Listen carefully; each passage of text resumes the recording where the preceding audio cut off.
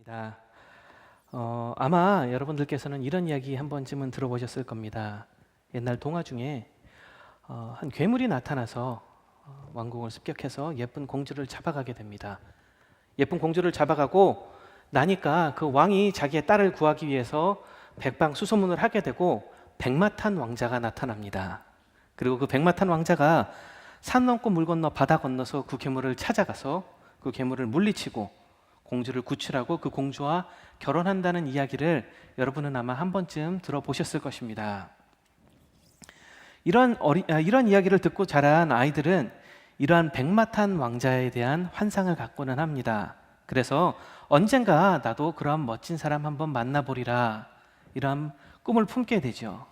그런데 너무나 많은 사람들이 놓치고 있는 것은 그 이야기에서 가장 중요한 것은 맨 끝에 나오는 한 줄이라는 것입니다. 뭐라고 나오죠? They lived happily ever after. 왕자와 공주는 행복하게 오래오래 살았답니다. 사실은 이 이야기가 이 동화 속에서 가장 중요한 이야기잖아요. 이 이야기의 결론은 여기에서 나는 것입니다. 그런데 많은 사람들은 백마탄 왕자 그리고 괴물을 물리치는 이야기에만 관심을 갖는 것을 볼 수가 있습니다. 우리가 결혼을 하고 결혼 생활을 하는데 새로운 결혼 생활을 시작하는 데 있어서도 비슷한 현상이 일어나는 것을 볼 수가 있습니다. 온통 결혼식에 신경을 쓰다 보니까 결혼식이 끝나고 같이 허니문도 다녀오고 둘이 손잡고 집에 와서 문을 열어보니 그 다음에는 뭐를 해야 될지 모르는 거예요. 저도 결혼을 하고 신혼여행을 갔다가 둘이 손잡고 집에 와보니 이 여자랑 나는 여기서 과연 무엇을 해야 되는 거? 이 질문에 빠지게 되는 것입니다. 내 남편이, 내 아내가 무슨 책을 쓰는지도 모르는 일이 허다하다라는 것입니다. 그리고 패닉 상태에 들어가는 거죠. 이렇게 똑같은 일이 우리 신앙생활에서도 종종 일어나는 것을 볼 수 있습니다. 예수님을 믿고 회개하고 영접하고 나서 구원을 받습니다. 그 다음에 무엇을 해야 될지 모르는 거예요. 그래서 옛날의 내 모습으로 쉽게 돌아가 버리는 것을 볼 수가 있습니다. 구원은 내 삶의 목표가 될 수 없습니다. 구원은 시작이죠. 그렇다면 우리는 과연 어디로 나아가야 하는가에 대해서 알아볼 필요가 있다는 것입니다. 오늘의 말씀을 통해서 나는 지금 어디에 서 있는지 확인해보고 또 어디로 나아가야 하는지를 함께 나누어 보고자 합니다. 오늘의 본문은 예수님께서 시험을 받으신 직후에 갈릴리 지방에서 복음을 전파하시기 시작할 때의 이야기입니다. 공생애를 시작하시면서 예수님 마음 가운데에 깊이 묻어두었던 그 이야기, 내가 정말 사람들을 만나면은 이 이야기를 해주구리라 라고 생각했던 그 이야기를 오늘 드디어 풀어놓고 계신 것입니다. 때가 찼고 하나님의 나라가 가까웠으니 회개하고 복음을 믿으라. 예수님께서는 이제 때가 찼고 하나님의 나라가 가까워 왔다고 선포하고 계신 것입니다. 이제는 더 이상 시간을 끌 수가 없다고 말씀하시는 겁니다. 그 급박성을 이야기해 주고 계신 거예요. 하나님의 나라가 드디어 도래하고 있다라고 이야기해 주고 계신 것입니다. 혹시 여러분 축구 좋아하십니까? 선수들이 열심히 경기에 임해서 공을 차고 스코어를 내고 나서 그 경기 마지막에 울리는 호루라기 소리가 있습니다. 심판이 그 휘슬을 입에 가져가서 그것을 물고 삑하게 불게 되면 그 게임은 이제 완전히 끝이 나는 것입니다.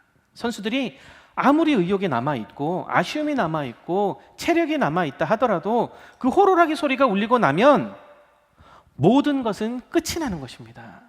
그 이후에 아무리 공을 차고 슛을 넣어도 아무런 소용이 없는 것이죠.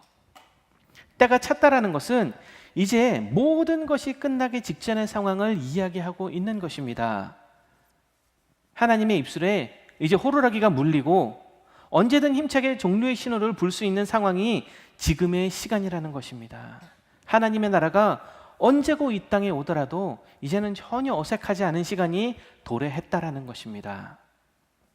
그와 동시에 예수님께서는 하나님의 나라가 가까이 왔다라고 이야기하시고 계십니다. 하나님의 나라는 우리가 가는 곳이 아니라 하나님께서 우리에게 오셨듯이, 예수님께서 우리에게 오셨듯이 우리에게 다가오는 나라라고 설명을 해주고 계시는 것입니다. 혹시 영화 중에 외계인들이 지구를 침공해오는 영화를 보신 분 계신가요? 이런 영화를 보면 어느 날 상공에 떠있는 그 무지막지한 외계인의 우주선을 보는 데서부터 그 영화가 본격적으로 시작이 됩니다. 어쩌면은 하나님의 나라가 온다라는 것은 이런 것과 비슷하지 않을까 싶습니다. 아무도 모르는 날에, 아무도 생각하지 않았던 때에 하나님의 나라가 도적과 같이 이 땅에 임한다라는 것입니다. 여기에 우리가 흔히 하는 오해가 한 가지 있습니다. 우리는 하나님의 나라 이꼴 천국 이렇게 생각을 하지요. 그래서 천국은 우리가 죽으면 가는 곳이라는 고정관념을 가지고 있습니다. 우리는 이 위험한 생각을 버려야 합니다. 하나님의 나라는 내가 죽지 않아도 나에게 폭풍과 같이 다가올 수 있는 나라라는 것입니다. 내가 죽으면 그 다음에 어떻게 되겠지?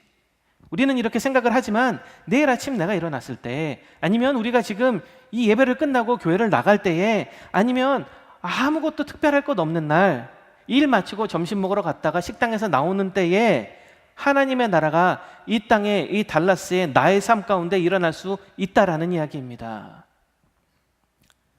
하나님의 나라가 영적인, 죽어서 가는 신비한 공간이라는 생각을 여러분들 버리셔야 합니다. 하나님의 뜻이 하나님의 백성들에게 울려 퍼지는 곳이면 하나님의 나라는 오늘 이 자리, 이곳에서도 설 수 있는 것입니다. 하나님의 뜻이 하나님의 백성들에게 울려 퍼지는 곳이면 하나님의 나라는 오늘 이 자리, 이곳에서도 설 수 있는 것입니다. 성경에는 더 나아가서 왔다라고 이야기하고 있습니다. 이미 이 하나님의 나라가 이 땅에 펼쳐지기 시작했다라는 이야기예요. 신학적인 용어로는 already but not yet이라고 얘기합니다. 쉽게 얘기해서 이미 이곳에 시작된 나라지만 아직 완료되지는 않았다라는 이야기입니다. 예를 들자면은 전쟁 중에 아직 점령이 완전히 끝난 것은 아니지만 점령군들이 이 도시로 쏟아져 들어오기 시작해서 여기를 보아도 저기를 보아도 하나님 나라의 깃발이 펄럭이고 있다라는 거예요. 아직 완전히 정복이 되지 않았을 뿐이라는 이야기입니다. 예수님께서 다시 오시는 날 모든 것이 끝이 나고 하나님의 나라만 이 땅에 설 것이라는 이야기입니다. 그럼에도 불구하고 우리는 마음속에 긴박성을 갖고 살고 있지 않습니다. 왜 그렇죠? 징조가 안 보이기 때문에 그래요. 어제도 안 오셨고 그제도 안 오셨으니 내일이라고 오실 턱이 있나? 우리는 이렇게 생각하는 거예요. 지난 2000년 동안 안 오셨는데 설마 내일 오시겠어라고 생각하는 것입니다. 그러니까 일단 내 입에 풀칠부터 해야지. 이것이 우리 생각 아닌가요? 그렇기 때문에 하나님의 나라보다 훨씬 더 중요한 것들이 수없이 많은 겁니다.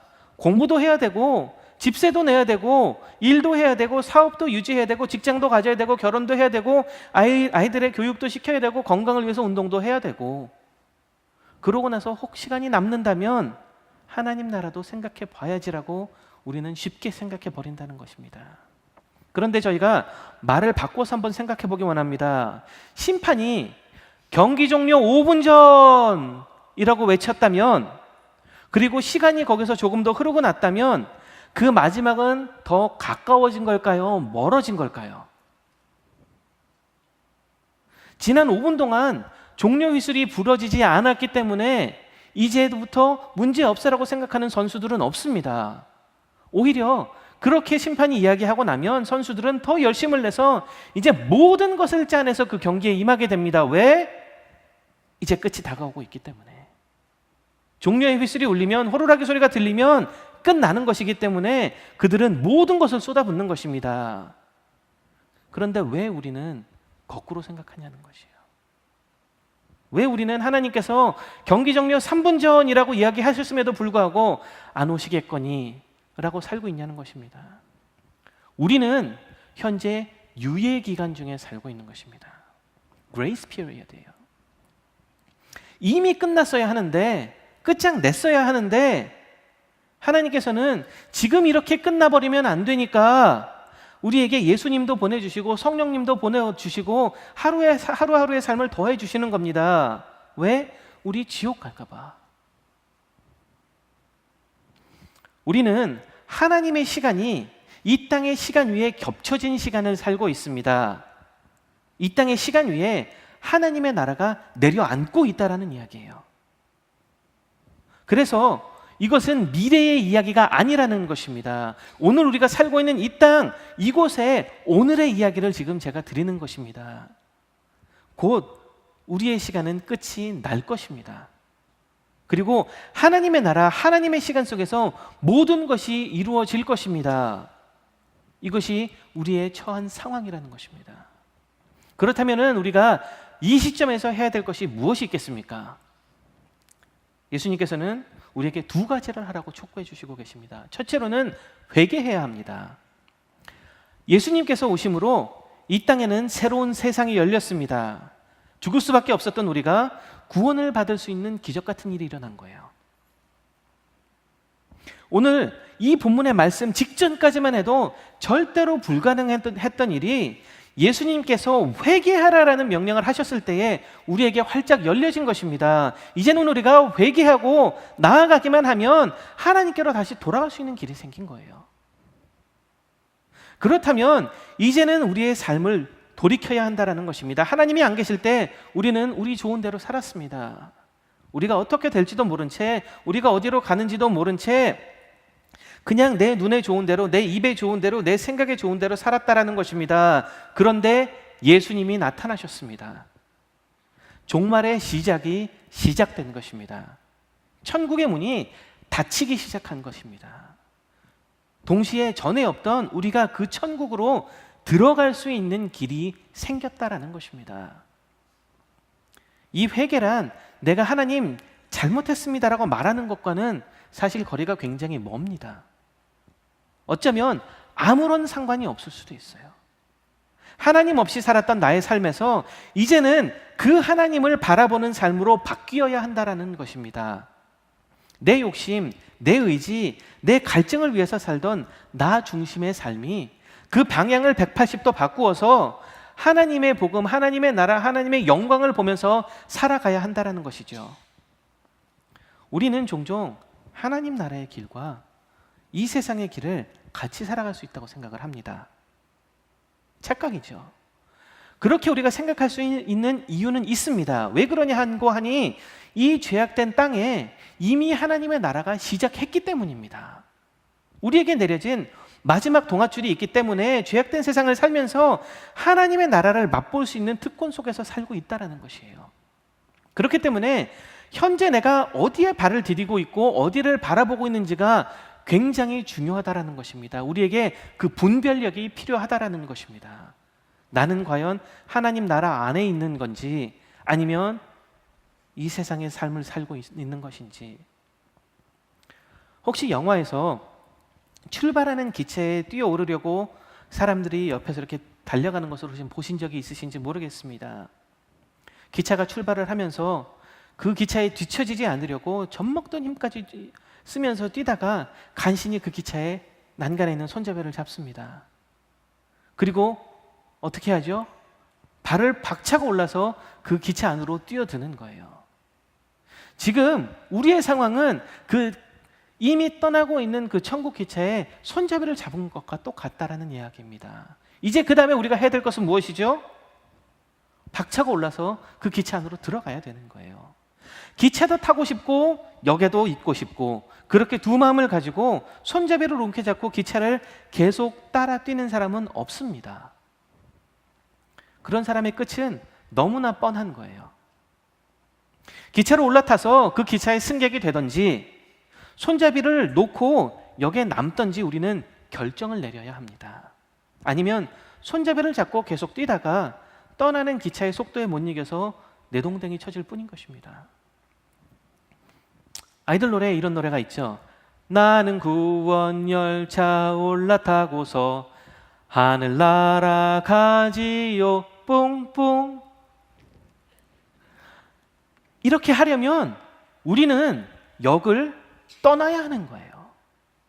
우리가 회개하고 우리가 하나님의 나라에 살기로 했다면 이 땅의 것들을 버리고 이 땅을 박차고 올라 하나님 나라의 삶으로 뛰어 올라야 한다라는 것입니다. 왜 하나님이 오라고 손까지 내밀어 주시고 연장까지 해주시는데 우리는 자꾸 뒤를 돌아보냐는 것이에요. 아까 앞에서 말씀드렸듯이 회개는 단지 잘못했습니다라는 말이 아닙니다. 회개는 우리의 행동을 수반해야 합니다. 내 마음을 돌이키고 여태껏 살았던 그 세상을 등지고 살아야 한다라는 이야기입니다. 하나님만을 바라보면서 가는 것을 우리는 회개라고 이야기한다라는 것입니다. 내 삶의 베이스가 완전히 바뀌는 것. 혹시 여러분 아직도 회개치 않으셨다면 회개하시기 바랍니다. 구원열차 손잡이 잡고 아직도 뛰고 계시다면 이제는 열차에 올라타시기를 주님의 이름으로 축원합니다. 둘째로는 예수님께서 복음을 믿으라고 말씀을 하고 계십니다. 우리가 회개를 하였다면 그 다음에는 무엇인 거죠? 믿음을 가져야 된다라고 말씀하시는 겁니다. 회개가 내가 살던 삶의 방향을 바꾸는 것이라면 믿음은 이제 내가 살아야 할 그 방향을 제시하는 것입니다. 이것은 내 삶의 전반에서 일어나야 하는 일입니다. 결혼을 했는데 일주일 중에 반은 신혼집에서 일주일에 반은 예전 부모님 집에 내 방에서 지낸다면 그것은 정상적인 결혼 생활이 될 수가 없는 것입니다. 우리가 이중국적을 가지고서 여기서 유리할 땐 여기서 불리할 땐 저기서 살아가길 원하는 거 있습니다. 그런데 천국과 지옥은 우리가 그렇게 왔다 갔다 할 수 있는 것이 아니라는 이야기입니다. 회개한 이후에 믿음 생활을 하면서 자꾸 이전의 삶으로 돌아가서는 안 된다라는 이야기입니다. 이 땅에 속한 사람이 하나님 나라에 속한 사람이 될 수 없습니다. 제가 한 한국 영화를 본 적이 있는데요. 6.25 전쟁 영화였습니다. 전쟁군 가운데 북한군이 이 마을로 쳐들어오니까 마을 사람들이 전부 다 그 북한 국기를 가지고 나가서 흔들면서 김일성 장군 만세를 외칩니다. 북한군이 떠나고 한국군이 들어오니까 이 마을 사람, 똑같은 마을 사람들이죠. 이 마을 사람들이 다 태극기를 들고 나가서 대한민국 만세를 외치는 겁니다. 영화를 보는 내내 그 장면이 제 머릿속을 떠나지 않았습니다. 어쩌면 이런 장면을 보면서 그 사람들을 불쌍히 여겨서 그래, 살다 보면 그럴 수 있지, 이렇게 이해해 주시는 분도 계실지 모르겠지만 아마 많은 사람들은 저런 줏대 없는 사람들, 박쥐 같은 사람들이라고 이야기하실 것입니다. 하지만 저는 그 장면을 보면서 믿음 생활과 이 땅에 나의 삶을 왔다 갔다 하는 저의 모습을 보았어요. 혹시 여러분들은 어떠세요? 내가 나의 죄된 삶에서 돌아섰다면 이제는 뒤돌아보지 말고 복음만을 바라보고 그 복음 전하면서 하나님 나라를 향해서 걸어야 한다라는 것입니다. 하나님 나라 백성이 되었으니 이제는 이렇게 살아야지, 이제는 이러한 일을 해야지, 이제는 이것이 더 우선되어야지 내 마음 가운데 결정을 내리셔야 한다라는 것입니다. 자꾸 그 사이를 왔다 갔다 방황하면 안 되는 것이에요. 삶의 방황을 끝내고 주님만 바라보고 가기로 결정하고 꿋꿋이 하나님의 길을 가는 것, 우리는 그것을 믿음이라고 부릅니다. 그리고 이것은 예수님이 우리에게 주신 두 번째 명령이라는 것입니다. 한 가지 여기서 저희가 짚고 넘어가고 싶은 것이 있습니다. 우리는 하나님을, 복음을 믿는다고 이야기합니다. 그런데 혹시 여러분은 예수 믿고 끝나는 복음을 믿고 있지는 않으십니까? 예수 믿고 끝나는 복음. 너무나 많은 사람들이 예수님만 만나고 믿고 끝나는 신앙생활을 하고 있다는 것입니다. 그 다음이 없는 거예요. 내가 예수님을 믿기로 작정하고 기도하고 결심하고 그냥 예전의 삶으로 돌아가 버리는 겁니다. 한동안 미국에서 유행했던 WWJD라는 단어가 있습니다. What would Jesus do의 약자이죠. 예수님이시라면 어떻게 하셨을까? 솔직히 제가 여러분들께 오늘 하나님의 나라의 백성으로 이렇게 사셔야 됩니다라고 말씀드리지 않습니다. 왜? 다 잘 아시잖아요. 우리는 너무나 다 잘 알고 있어요. 하나님의 영광을 드러내는 삶, 복음을 전하는 삶, 하나님을 찬양하고 예배하는 삶, 그런 삶이 하나님 나라의 백성답게 사는 것인지 우리는 너무나 다 잘 알고 있습니다. 그냥 하기 싫을 뿐이에요. 자존심이 상하고 손해가 나는 것 같고 그냥 싫은 거예요. 그래서 오늘 제가 강조하는 것은 여러분들이 무엇을 하셔야 됩니다가 아니라 백성이 되기로 결정하셔야 됩니다를 강조하고 싶은 것입니다. 미국에 오셔서 너무너무 고생하셔서 좋은 집을 한 채 장만했다고 생각해 봅시다. 발품을 팔아서 마음에 드는 집을 고르고 다운페이 준비하시고 은행에 가서 론 받을 거 마음 조마조마 기다렸다가 론 떨어지자마자 집에 가서 페인트 칠도 새로 하고 방에 가구도 새로 놓고 집기들도 새로 사고 얼마나 신이 나겠어요. 그리고 나서 모든 것이 다 끝났을 때 여러분들은 그 집에서 안 사시겠어요? 야, 우리 드디어 새 집 마련했으니까 여보 너무너무 고생했어. 우리 진짜 행복하게 살자. 이렇게 얘기하고 나서 예전에 살던 집으로 가시겠습니까? 그런데 왜 우리는 천국문에 발을 디뎌 놓은 채로 자꾸 옛 삶을 살고 싶어 하냐는 것입니다. 이것은 단순히 우리의 결정 문제입니다. 우리의 결정 문제예요. 오늘의 성경은 이 모든 말씀을 하나님의 나라라는 단어로 함축시켜서 이야기하고 있습니다. 하나님께서 통치하시는 하나님들의 백성이 모인, 하나님의 백성들이 모인 그 하나님의 나라에 우리를 초대하고 계신 것입니다. 다시 한번 말씀드릴게요. 하나님께서 통치하시는 하나님의 백성들이 모인 그 하나님의 나라에 우리를 초대하고 계신 것입니다. 복음도, 회개도, 구원도, 믿음도 결국에는 그 하나님 나라의 백성이 되기 위한 도구에 불과한 것입니다. 우리는 그것을 알아야 해요. 우리에게 있어 그 하나님의 나라의 시작은 여기 우리 세미안교회입니다. 제가 저희 교회에 온 지 정말 딱 10년이 됐습니다. 8월이 들어오면서 딱 10년이 됐습니다. 그동안 우리 교회에서 얼마나 놀라운 일들이 일어났는지 여러분들 아십니까? 하나님의 나라를 향한 놀라운 꿈들과 역사와 사역들이 커왔고 또 오늘 시작되고 있는 것입니다. 여러분들은 그 하나님의 나라가 꿈틀거리는 그 한가운데 지금 서 계신 거예요. 여러분들 지금 주보를 보시면 아시겠지만 이제 여성 예배가 시작됩니다. 장애인 예배가 시작됩니다. 여러 예배와 사역 가운데에 차세대 부서 가운데에 성교와 복지 가운데에 친교 사역 가운데에 교회 곳곳에서 흘러넘치는 하나님의 나라의 넘실거리는 파도를 여러분들은 보실 수 있어야 한다는 이야기입니다. 여러분들이 그 자리 한가운데 계신 것만으로도 축복이라는 거예요. 그런데 중요한 것은 그렇다고 그것이 여러분들의 삶을 바꾸지 않는다는 것입니다. 아무리 성령의 바람이 거세게 불어오고 성령의 파도가 몰아치고 성령의 불이 뜨겁게 쏟아지는 곳에 계신다 하더라도 그 현장으로 내가 몸을 던져서 내가 누리고 내가 경험하고 내가 하나 되지 않는다면 아무런 소용이 없는 것입니다. 제가 돈이 없어서요, 제가 영어를 못해서요, 힘이 없어서요, 시간이 없어서요, 나이가 많아서요, 나이가 어려서요, 갖은 변명 속의 실상은 우리 삶에 하나님의 나라가 우선되지 못하고 있다는 이야기입니다. 그렇게 되면 이 거센 성령의 물결이 하나님의 나라의 요동침이 나와는 아무런 상관없는 슬픈 역사가 되어버리고 맙니다. 종종 우리가 이렇게 이야기하지만 제가 부탁을 드리는 것은 교회 봉사한다고 말씀하지 않으셨으면 좋겠어요.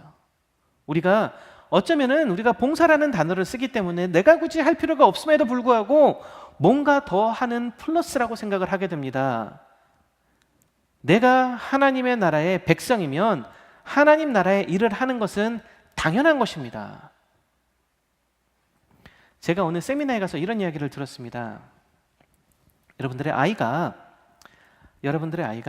집안일을 할 때에 용돈을 주지 마십시오 이렇게 이야기하더라고요. 그 이유인 즉슨 아이들도 내가 우리 가족의 일부이고 공동체의 일원임을 알아야 한다는 것입니다. 그런 아이들이 어려서부터 공동체 의식을 갖고 잘 자랄 수 있다라고 이야기하더라고요. 가족의 일부이면 가족으로서의 행동을 하는 것은 당연한 것입니다. 맞죠?